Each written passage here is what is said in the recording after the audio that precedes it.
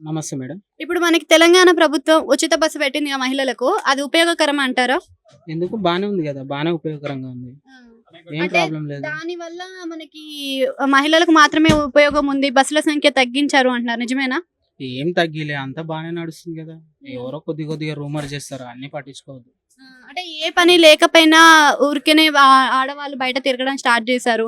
ఇంట్లోనే ఉండట్లేదు అని ఒక రూమర్ అయితే బయట బాగా హల్చల్ చేస్తుంది. నిజమేనా అది? అట్లాంటిది ఏం లేదండి. ఎవరో కొద్దిగా చేస్తారు. అట్లాంటిది ఏం లేదు. ఎవరు పని పాట లేకుండా ఉట్టిగా ఎందుకు తిరుగుతారు చెప్పండి? ఏం లేదు అట్లాంటిది. అట్లాంటివి ఏం లేవండి. ఏముండదు. అయితే మరి మగోళ్ళకి ఇబ్బంది అవుతుంది. రష్ ఎక్కువ అవడం వల్ల సీట్లు దొరకట్లేదు అంటున్నారు కదా. నాకు దొరికింది గదా! ఏం లేదు అట్లా. ఏదో ఒక దగ్గర నడుస్తుంటది అట్లాంటిది. అట్లాంటిది ఏం లేదు.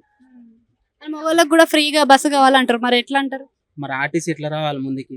అందరికి ఫ్రీ ఇస్తే చాలు. ఇంట్లో ఉన్న ఆడవాళ్ళకి ఇచ్చిర్రు కదా! చాలా అదే అనుకుని ఉండాలి.